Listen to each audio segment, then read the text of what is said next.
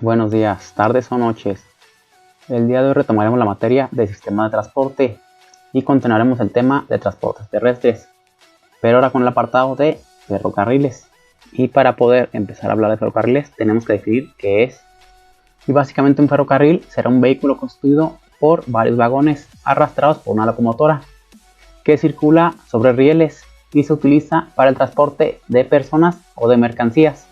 Sus primeros antecedentes datan de los vehículos que transitaban sobre tablas de madera en las minas en el siglo XVI, pero sería hasta 1769 que el ingeniero Puñol construyó un vehículo que utilizaba vapor de agua para moverse, el cual constaba de 3 ruedas, tenía una velocidad de 5 km por hora y cargaba hasta 5 personas. Por otra parte, Oliver Evans fabricó en Filadelfia un vehículo similar. Sin embargo, sería hasta 1804 que Richard Trevithick en Londres desarrollaría la primera máquina que se movió en carriles. Dicha máquina tenía un peso de 5 toneladas y cargaba hasta 25. Tenía una velocidad de 7.5 km por hora con carga y de 25 km por hora sin carga. Sería en 1814 que se tiene el primer servicio de ferrocarriles usado para mover minerales, el cual unía Killingworth con Henton en Inglaterra. En 1825, George Stephenson inicia la era de los ferrocarriles al servicio público en Inglaterra. La línea era Stockton Rocket y tenían una locomotora Rocket con un peso de 5 toneladas que cargaba de 10 a 14 toneladas y una velocidad de 25 km por hora. Y para 1829 se abre la línea entre Liverpool y Manchester. En México, por otra parte, sería el 22 de agosto de 1837 que el general Anastasio Bustamante otorgó a Francisco de Arrillaga el privilegio exclusivo para establecer un camino de hierro desde Veracruz hasta la capital. El 31 de mayo de 1842, López de Santana, a los acreedores del camino de Perote a Veracruz, les dio la obligación de construir un ferrocarril de la ciudad de Veracruz que llegara hasta el río de San Juan. En 1850 se habían construido 13 kilómetros hasta el Molino, tramo solamente inaugurado el 16 de septiembre de 1850. El servicio al público se inició hasta el 22 del mismo mes y para el 4 de julio de 1857 se inaugura el tramo de Tlatelolco a la Villa de Guadalupe. Para el 31 de agosto de 1857 se le otorga a Antonio de Escandón una nueva concesión para construir un ferrocarril de Veracruz al Océano Pacífico. Para el 5 de abril de 1861 el presidente Benito Juárez otorga a los Escandón una nueva concesión para una línea de Veracruz al Pacífico con un ramal a Puebla. Para el 8 de septiembre de 1863 Maximiliano contrató con el ingeniero M. Lyons la construcción de un ferrocarril de La Soledad al monte del Chiquihuite. En junio de 1867 y después de la caída de Maximiliano, se han construido 76 kilómetros hasta Paso del Macho en Veracruz y el tramo de la Villa de Guadalupe se había prolongado hasta Apizaco en el kilómetro 139. Para el 16 de septiembre de 1869, Juárez inauguró el tramo de México a Apizaco de 139 kilómetros y el ramal de Apizaco a Puebla de 47 kilómetros. Para el 1 de enero de 1873 se completó la línea de México a Veracruz de 470 kilómetros. Después de 7 días de pruebas, se inaugura por Sebastián Lerdo de Tejada. Dentro de la línea que conectaba a México con Veracruz y pasaba por Orizaba, el tramo de Cumbres de Maltrata exigió un estudio hecho con especial empeño y minuciosidad, debido a que presentaba bastantes irregularidades en su trayecto.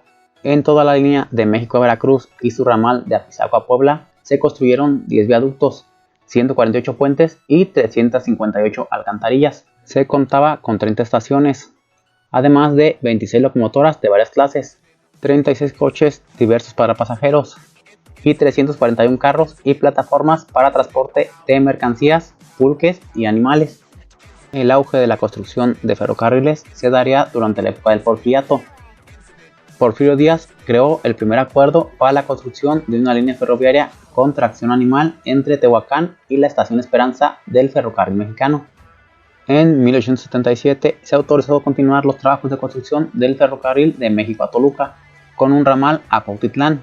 En el mismo año se autorizó al gobierno del estado de Guanajuato para construir una línea de Celaya a León, pasando por Salamanca, Irapuato y Silao. En 1878 se firmó contrato para la construcción del ferrocarril de Morelos, México-Cuautla.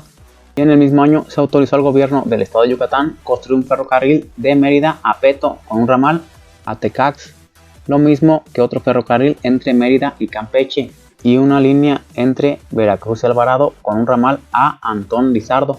Al inicio del régimen de Díaz, el país contaba con 666 kilómetros de vías férreas. A su fin, en 1910, la red era de 19.528 kilómetros, que representa el 80% de la longitud total existente en nuestros días. Ferrocarriles Nacionales de México fue un organismo público descentralizado de México creado por Porfirio Díaz en 1907 y nacionalizado por Lázaro Cárdenas del Río en 1937, y el encargado de administrar los ferrocarriles del país. Ahora vamos a ver de forma general la estructura de nuestra vía. Básicamente va a estar formada por la infraestructura y la superestructura. Dentro de nuestra infraestructura vamos a tener la capa de subbase o la capa de subrasante, y dentro de la superestructura vamos a tener el subbalasto, el balasto y los rieles.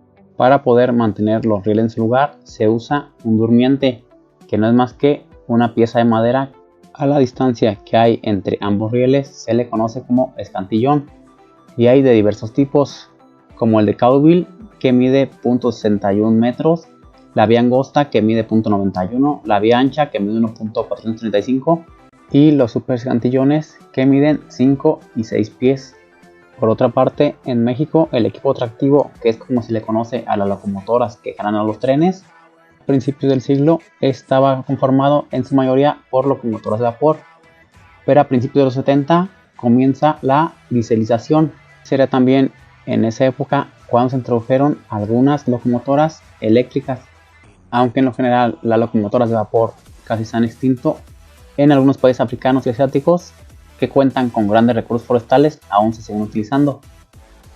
En México, por otra parte, la mayor parte de las locomotoras son dieseléctricas, que poseen una planta de energía eléctrica para abastecer los motores de los ejes motrices, aunque también podemos encontrar algunas diésel mecánicas que tienen el problema de necesitar una caja de engranes demasiado grande y pesada, y utilizan potencias relativamente bajas, del orden de los 400 caballos de potencia. También tenemos algunas diésel hidráulicas que están constituidas por un abanico eléctrico y el aire constituye el medio transmisor. Y por último tenemos la de turbina de gas, que básicamente no se encuentra en nuestro país debido a que tienen un uso exclusivo al servicio de pasajeros para trenes ligeros de alta velocidad y están probadas sobre líneas europeas, y en México prácticamente el servicio es para transporte de carga, aunque también existe el servicio de correos y en menor medida el servicio de pasajeros y los servicios especiales. Por otra parte, a los vagones de un ferrocarril se les conoce como material rodante y se clasifican en furgones que transportan mercancía que debe de estar protegida de la intemperie, en carros jaula que se utilizan para el transporte de ganado, en carros plataforma que son unidades completamente descubiertas y se utilizan para el transporte de maquinaria pesada, contenedores o autos, y los carros tanque, que son unidades que se destinan para el transporte de líquidos y gases, además de las góndolas que se utilizan para material que puede disgregarse como el carbón, las gravas y las arenas.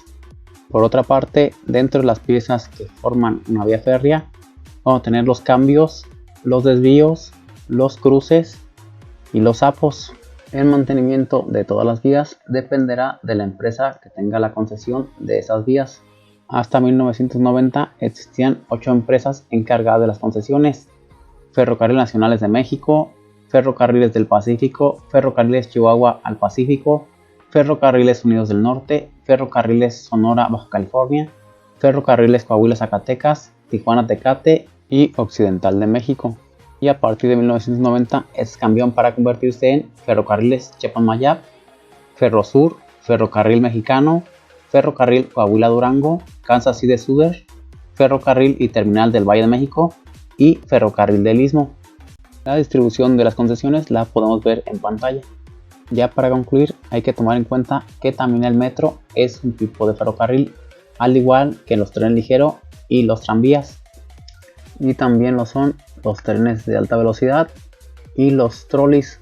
Y es con ese último dato que concluimos este video. Nos vemos en la siguiente clase. Hasta la próxima.